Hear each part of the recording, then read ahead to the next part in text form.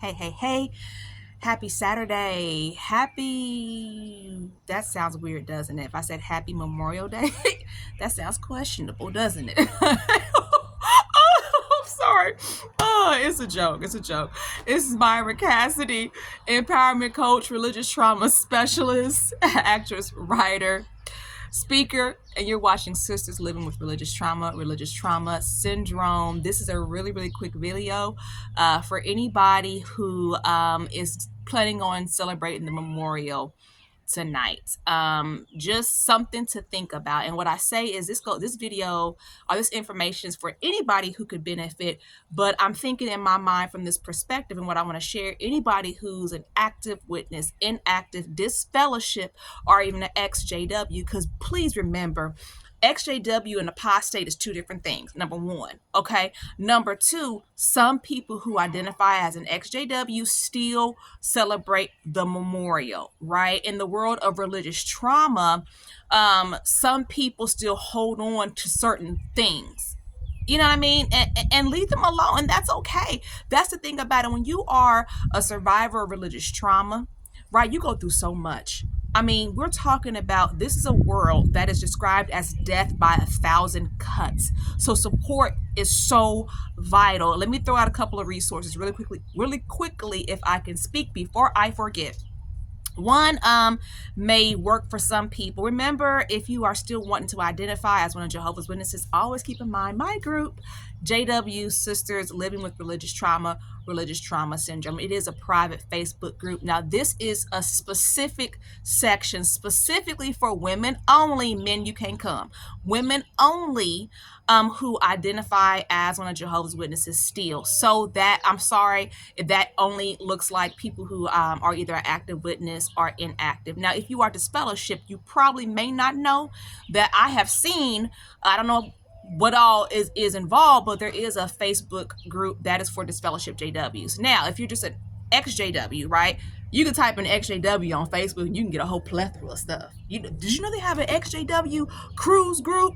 I got to boss up, because we're going to have a JW Sisters Living with Religious Trauma cruise group in the near future. I'm determined. I was like, oh man, they out here doing it like this.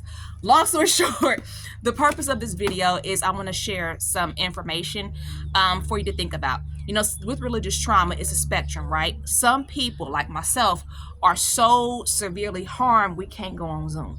Like, going on Zoom is impossible. You would still get triggered. You would still hear triggered words. A person can even be triggered by the music, okay? The name Jehovah could trigger somebody, right? We're talking about religious trauma is a horrible thing for people to go through. And then you feel so alone because so many people do not understand, and it don't pray away. Right? You need support. You need to know how to manage this, right? There's religious trauma therapists that are available. You know, therapy is not for everybody. So there's self-help modalities or support groups like what I've got. Don't forget about my Skool, skool.com/MRTS community, right? Skool.com/MR, Myra's Religious Trauma, MRTS community. And that is specifically for people. I wanted a space for both, right? People who identify sisters as active and inactive to have a space, and then a space for kind of everybody else. So that space is welcome to anybody, right? It's just $15, you know, a month. Hey, you can spend more of that on gas, right? Getting a Coke or something from Starbucks, something like that. So long story short, that's a space for everybody else, right? Whether you're going through deconstruction and reclamation, trying to figure it out, asking yourself these horrible, tough, difficult questions, and you need support, whether you're an exJW, disfellowship, whatever, that Skool community is specifically for those individuals. And I have an amazing interview that I did in that space, as well as some reflection questions as well. But the amazing interview was done with Claudia J., life coach, and I'm looking forward to collaborating more with her in the future. Let me get to the point of this video, because you got things to do. So do I, right? So long story short, here's what I want to teach or share today. If you can't go to the memorial, you can think about if this works. If this is not helpful, you know how you do. Take what you can use and throw it away. You could try to buy the emblems on your own and worship on your own, like what I'm going to do. At 9 o'clock today in my JW Sisters Living with Religious Trauma Syndrome group, I'm going to just have a moment to acknowledge today's special occasion, right? We cannot go to the hall. There's just too many trigger words, right? And I'm happy that there are some individuals in this space who still can go on Zoom. So that's a beautiful blessing, but it's a spectrum, remember?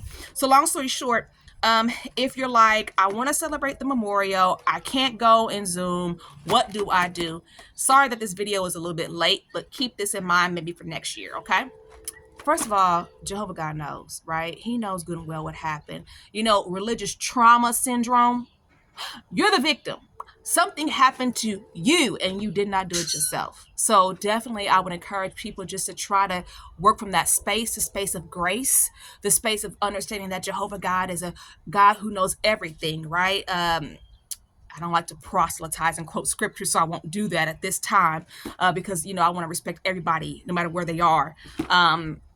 You know, out there. So, you know, but what I'm saying is always remember to think about those scriptures that help you focus on God's grace and on how understanding he is, how vast his wisdom is. He knows. So definitely, I encourage you just to work on developing more coping skills and forgiving yourself because you did not do this to yourself, and letting go of that shame. Really, you know, remembering this is not my fault. This is not my fault. Doing those self-talk activities and things like that. But long story short, this is what you can do. You can buy for yourself. Or you can make it, because it really is like water, flour, and what is it? Water, flour. Somebody help me out. It's 3 ingredients. I used to make it, right, as an activity with my oldest daughter, but I'm rushing and busy, so I went with buying it. So long story short, what is it? Water, flour, and oil? That should be it. And a pin roller. That's all you need. You just bake it for a little bit. Long story short, you can just buy it, right? Perfect for Passover. See that? That's what I did. And then I went and I got my kosher wine. This is both unleavened bread, unleavened wine.